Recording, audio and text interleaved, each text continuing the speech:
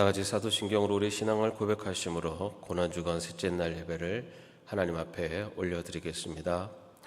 전능하사 천지를 만드신 하나님 아버지를 내가 믿사오며 그 외아들 우리 주 예수 그리스도를 믿사오니 이는 성령으로 잉태하사 동정녀 마리아에게 나시고 본디오 빌라도에게 고난을 받으사 십자가에 못 박혀 죽으시고 장사한 지 사흘 만에 죽은 자 가운데서 다시 살아나시며 하늘에 오르사 전능하신 하나님 우편에 앉아 계시다가 저리로서 산자와 죽은 자를 심판하러 오시리라.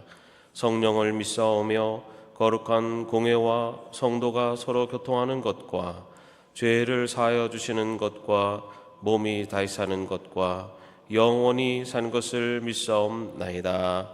아멘.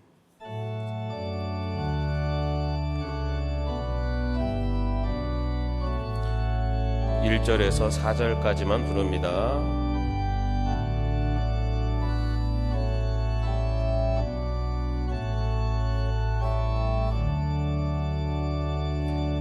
거기 너 있었는가 그때에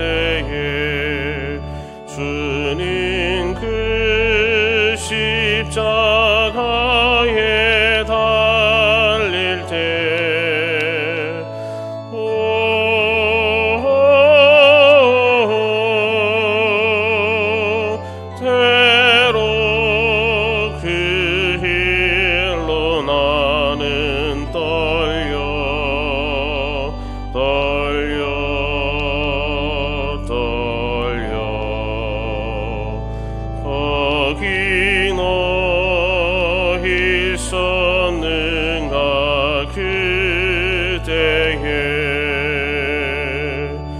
거기 너 있었는가 그때에 주님 그 나무 위에 달릴 때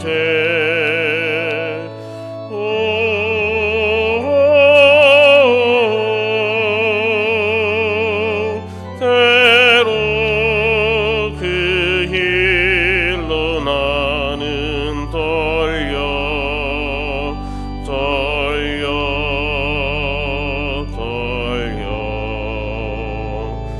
거기 너 있었는가 그때에 거기 너 있었는가 그때에 해가 그 밝은 빛을 잃을 때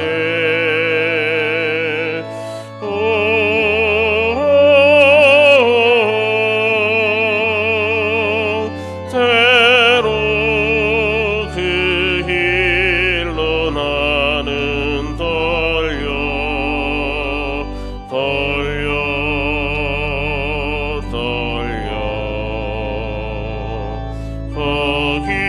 너 있었는가 그때에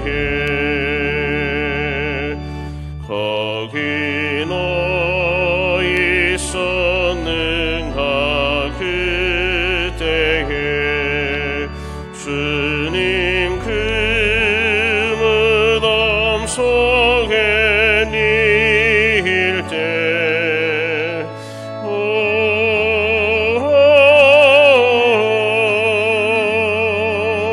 때로 그 길로 나는 떨려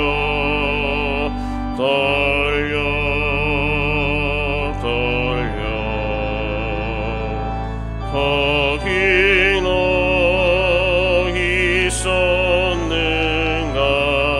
그때에.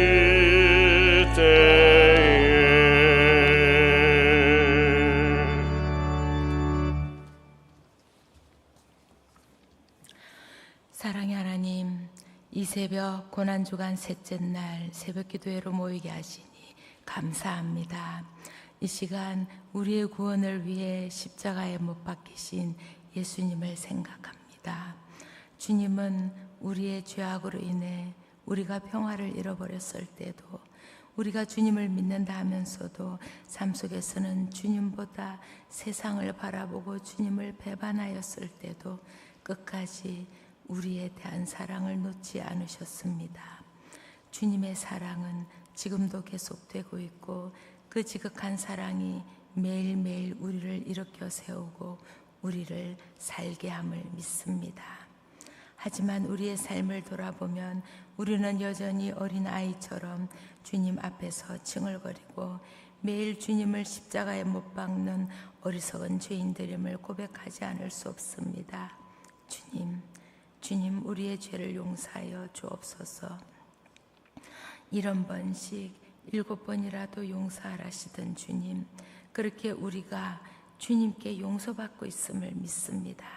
그러하오니 우리가 용서받은 사랑의 사람임을 기억하고 우리 또한 세상에 나가 용서하는 사람, 사랑하는 사람, 배려하는 사람, 품어주는 사람, 나누어 주는 사람, 정의로운 사람이 되게 하여 주옵소서.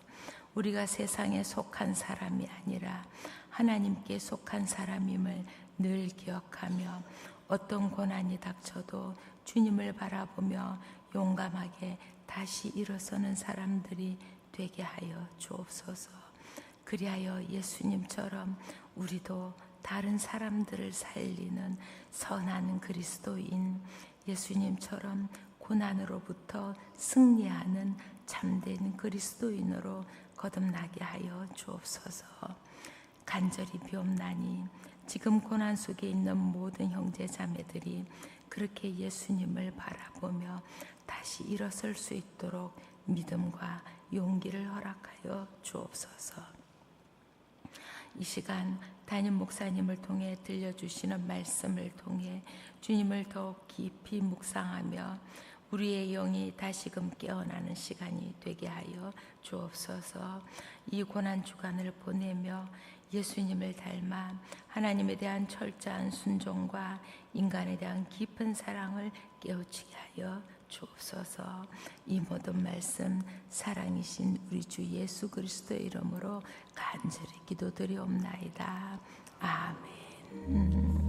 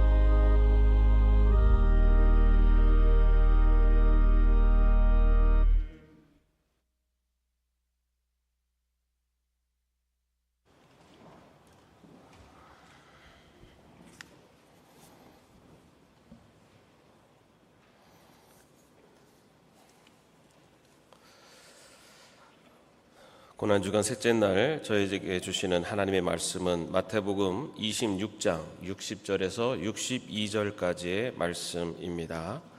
제가 봉독해 드리겠습니다. 많은 사람이 나서서 거짓 증언을 하였으나 쓸만한 증거는 얻지 못하였다. 그런데 마침내 두 사람이 나서서 말하였다. 이 사람이 하나님의 성전을 허물고 사흘 만에 세울 수 있다고 하였습니다. 그러자 대제사장이 일어서서 예수께 말하였다. 이 사람들이 그대에게 불리하게 증언하는데도 아무 답변도 하지 않소. 기도하겠습니다. 고난주간 셋째 날 아침 주의 앞에 나옵니다.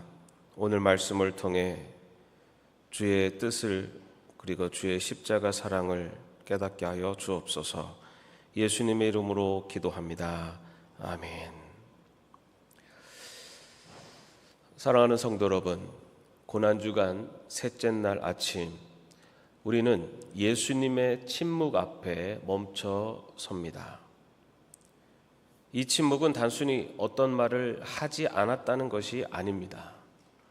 이 침묵은 죄 없는 이가 죄인 취급을 당하며 거짓으로 고발당하는 한복판에서 자기 자신을 변호할 수 있음에도 입을 열지 않으신 순종의 표현이었습니다.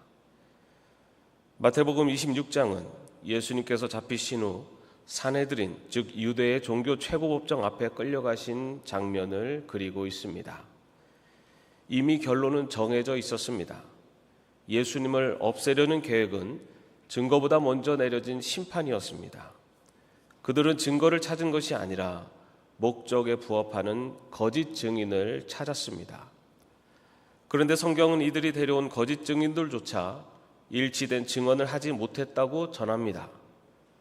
재판이라기보다는 그저 누군가에게 책임을 뒤집어 씌우기 위한 쇼였습니다. 그러던 중 마침내 한 무리가 예수님이 하신 말씀, 내가 하나님의 성전을 헐고 사흘 만에 다시 세우겠다 하는 말씀을 문제 삼습니다. 물론 예수님은 그 말씀을 자신의 몸을 가리켜 하셨고 그 의무는 부활에 대한 예언이었습니다. 하지만 사람들은 문자적으로 받아들이고 신성모독으로 몰아갔습니다. 그 모든 상황 속에서 대제사장이 예수님께 묻습니다. 이 사람들이 그대에게 불리하게 증언하는데도 아무 답변도 하지 않소. 그러나 예수님께서는 잠잠히 계셨습니다. 이 침묵은 억울함에 말이 막힌 것이 아니라 스스로 택하신 침묵, 곧 하나님의 뜻을 이루기 위한 침묵이었습니다. 예수님의 침묵은 그저 침묵이 아니었습니다. 그 침묵은 고난받는 메시아로서의 사명에 대한 확신이자 진리를 말해도 들으려 하지 않는 자들 앞에서 말이 아닌 삶으로 대답하신 행동이었습니다. 이 장면은 구약 이사야서 53장 7절의 성취입니다. 그는 굴욕을 당하고 고문을 당하였으나 아무 말도 하지 않았다. 마치 도살장으로 끌려가는 어린 양처럼, 마치 털 깎는 사람 앞에서 잠잠한 암양처럼 끌려가기만 할 뿐 아무 말도 하지 않았다. 예수님은 억울한 자의 전형이셨습니다. 하지만 그 억울함을 토로하지 않고 자신의 고통을 하나님의 계획에 온전히 맡기셨습니다. 이 침묵은 바로 십자가에서의 마지막 외침, 다 이루었다로 이어지는 길이었습니다. 우리도 살아가면서 예수님처럼 말하고 싶지만 말하지 못하는 순간을 경험합니다. 가정에서 선한 의도로 한 말이 왜곡되어 상처가 되어 돌아올 때도 있습니다. 직장에서 동료가 나의 수고를 가로채고 오히려 비난의 화살이 나에게 돌아올 때도 있습니다. 교회 공동체 안에서 진심으로 섬겼지만 오해를 받아 마음의 상처를 받을 때도 있습니다. 이럴 때 우리는 설명하고 싶고 해명하고 싶고 증명하고 싶습니다. 그러나 때로는 하나님 앞에서 설명보다 침묵이 더 깊은 순종이 되기도 합니다. 야고보서 1장 19절과 20절은 이렇게 말합니다. 누구든지 듣기는 빨리 하고 말하기는 더디하고 노하기도 더디하십시오. 노하는 사람은 하나님의 의를 이루지 못하기 때문입니다. 사람의 말은 쉽게 감정을 흔듭니다. 하지만 침묵은 감정을 내려놓고 하나님의 때를 기다리는 신앙의 표현입니다. 침묵은 싸움의 포기가 아닙니다. 하나님께 맡기고 사랑으로 승리하는 방식입니다. 예수님의 침묵을 닮아 살았던 한 실존 인물이 있습니다. 제2차 세계대전 중 네덜란드의 코리 텐붐 여사는 가족과 함께 유대인을 숨겨주다 독일군에 체포되어 강제 수용소에 갇힙니다. 그녀의 부모와 언니 베시는 수용소에서 고문과 학대로 죽고 코리는 구사일생으로 살아남습니다. 이후 신학교에서 공부하고 복음을 증거하는 전도자의 삶을 살게 됩니다. 어느 날 설교 후 한 남성이 다가오는데 그는 수용소에서 그녀와 언니에게 끔찍한 고통을 준 간수였습니다. 언니 베시는 그 간수에게 성폭행과 학대를 당한 후 결국 사망했습니다. 그 남자는 코리를 알아보지 못했지만 코리는 그 얼굴을 결코 잊을 수 없었습니다. 남자가 악수를 청하자 코리는 마음속에서 격렬히 분노, 두려움, 복수심과 싸웁니다. 그녀는 속으로 이렇게 기도합니다. 주님, 저는 이 사람을 용서할 수 없습니다. 하지만 주님은 하실 수 있지요. 제 손을 사용하여 이 사람의 손을 맞잡게 해주옵소서. 기도 후 성령의 힘으로 떨리는 손을 내밀어 그와 악수하게 되고 말로 표현할 수 없는 평안과 사랑이 그녀를 감쌉니다. 그녀의 침묵은 분노를 누르고 용서를 선택한 순종의 침묵이었으며 이는 결국 그리스도의 사랑을 드러내는 도구가 되었습니다. 그녀는 이렇게 고백했습니다. 용서는 감정이 아니라 믿음의 행위입니다. 나는 침묵하며 기도했고 주님은 행동으로 응답하셨습니다. 코리 텐붐의 침묵은 아무 말도 하지 않는 침묵이 아니었습니다. 분노의 말 대신 용서의 기도를 택한 순종의 침묵이었습니다. 그 침묵은 결국 용서의 열매를 맺게 했고 그리스도의 사랑을 세상에 드러내는 도구가 되었습니다. 예수님의 침묵은 패배가 아닙니다. 그 침묵은 사랑을 이루기 위한 인내였고 십자가로 나아가기 위한 복종이었습니다. 마태복음 26장 후반부에서 예수님은 결국 자신이 하나님의 아들임을 고백하시고 그 즉시 신성모독으로 판단을 받습니다. 하지만 그것조차 하나님의 시간표 안에서 계획된 길이었습니다. 우리도 이 세상에서 억울한 일을 당할 수 있습니다. 진실이 무너지고 오해가 쌓이고 나를 몰라주는 사람들이 많을 수 있습니다. 하지만 주님의 침묵을 기억하십시오. 그 침묵이 결국 십자가와 부활의 길을 여셨듯 우리의 침묵도 하나님의 뜻을 이루는 통로가 될 것입니다. 로마서 12장 19절은 우리에게 이렇게 말합니다. 사랑하는 여러분, 여러분은 스스로 원수를 갚지 말고 그 일은 하나님의 진노하심에 맡기십시오. 성경에도 기록하기를 원수 갚는 것은 내가 할 일이니 내가 갚겠다고 주님께서 말씀하신다 하였습니다. 오늘 우리가 묵상하는 이 주제 침묵은 단지 말하지 않는 태도 그 이상입니다. 이 침묵에는 고난 속에서도 끝까지 하나님을 신뢰하려는 믿음의 투쟁이 담겨 있습니다. 일본의 기독교 작가 엔도 슈샤쿠는 침묵이라는 소설을 통해서 이 깊은 질문을 던졌습니다. 17세기 일본 기독교가 금지되고 무자비하게 박해받던 시대, 포르투갈 출신 선교사 로드리게스 신부는 신앙의 이유를 밝히기 위해 일본에 미리국하지만 그곳에서 그는 하나님의 침묵 앞에 무너지고 흔들리고 고통하게 됩니다.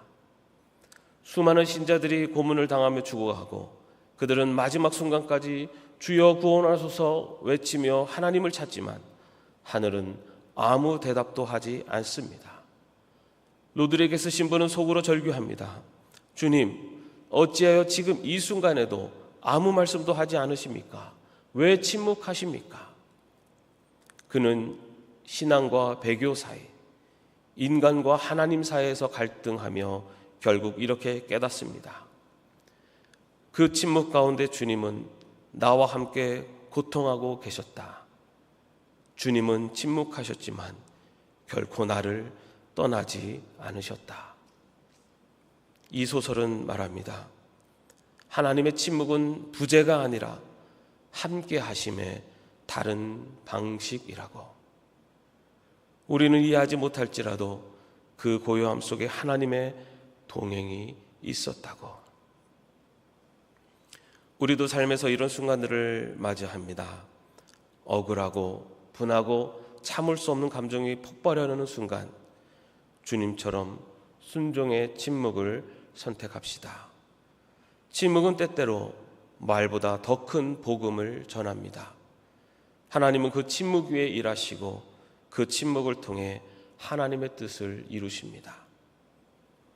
고난주간을 보내면서 예수님의 침묵을 본받아 우리도 다음과 같은 실천을 해보실 수 있기를 바랍니다. 누구에게 말하지 못했던 속상한 마음, 가슴 속에 오래 묵혀뒀던 억울함을 조용히 주님 앞에 내려놓읍시다. 하나님은 우리의 눈물의 이유를 아시는 분이십니다. 분노는 우리의 자존심을 지키는 무기처럼 느껴질 수 있습니다. 그러나 진짜 강한 사람은 말하지 않아도 흔들리지 않는 사람입니다. 오늘 누군가 나를 자극할 때 10초만 침묵해 보십시오. 주님, 입술을 지켜주소서. 기도합시다. 그 10초가 여러분을 지키고 가정을 지키고 공동체를 지킬 수 있습니다. 또한 말보다 행동으로 사랑을 실천합시다. 가족에게 사랑해라는 말을 자주 하지 못했다면 오늘은 말 대신에 작은 섬김으로 표현해 봅시다. 직장에서 커피 한 잔을 먼저 건네고 교회에서 말없이 의자를 정돈하는 손길도 예수님의 침묵처럼 사랑의 언어가 될 수 있습니다. 사랑하는 여러분, 우리가 침묵할 수 있는 이유는 우리의 억울함과 고통 속에서도 하나님이 침묵하듯 함께 하신다는 믿음 때문입니다. 예수님께서도 사내들인 앞에서 침묵하셨고 십자가에서도 큰 소리로 외치시기 전 긴 침묵을 지나셨습니다. 그러나 그 침묵은 무관심의 침묵이 아니라 구원을 위한 인내의 침묵이었습니다. 우리가 겪는 억울함, 오해, 고통의 순간에도 하나님은 침묵 가운데 우리 곁에 계십니다. 그리고 그 침묵 속에서 우리를 향한 사랑과 구원의 계획을 이루고 계십니다. 그러므로 오늘 말하지 못하는 상황 속에서도 침묵으로 주님을 닮아가시기를 바랍니다. 그 침묵이 우리의 삶을 더욱 거룩하게 만들며 하나님의 깊은 뜻에 귀 기울이는 은혜의 시간이 될 것입니다. 기도하겠습니다. 주님, 말없이 그 모든 억울함을 견디신 주님의 침묵 앞에 머뭅니다. 저희도 억울한 일을 당할 때마다 주님을 기억하게 하소서. 저의 억울함을 주장하기보다 주님의 뜻을 먼저 구하는 믿음을 주옵소서. 침묵 가운데 역사하시는 하나님의 뜻을 따르게 하소서. 예수님의 이름으로 기도드립니다. 아멘.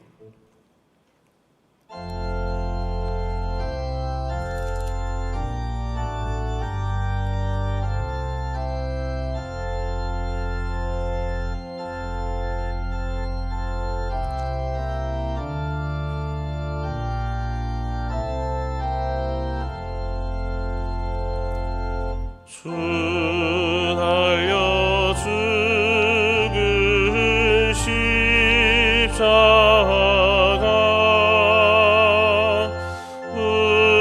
우리가 생각할 때에 세상에 소한 욕심 헛된 줄 알고 버리네.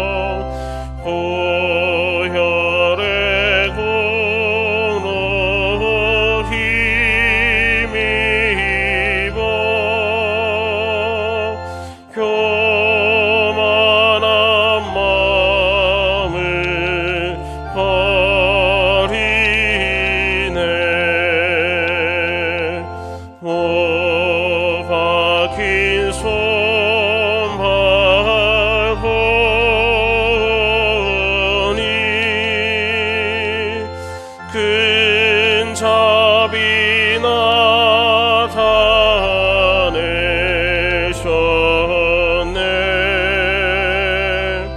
가시로 만든 멸류관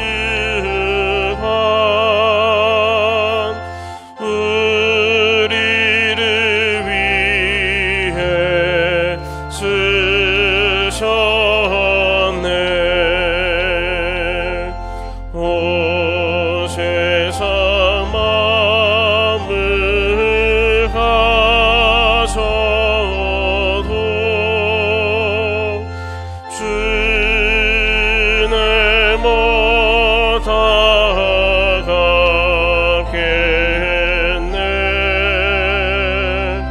놀라운 사랑 받은 나 몸으로 셈을 삼겠네.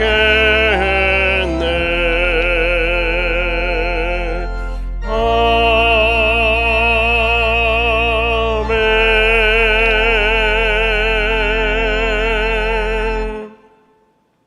주 예수 그리스도의 은혜와 하나님의 사랑하심과 성령님의 교통하심과 동행하심이 하나님에 대한 절대적인 신뢰 앞에 침묵으로 나아가신 예수님처럼 우리의 삶의 순간 그리스도의 침묵을 닮아 하나님의 의를 드러내기를 원하는 최종들 머리 위에 이제로부터 영원까지 함께 없으시기를 간절히 축원하옵나이다. 아멘.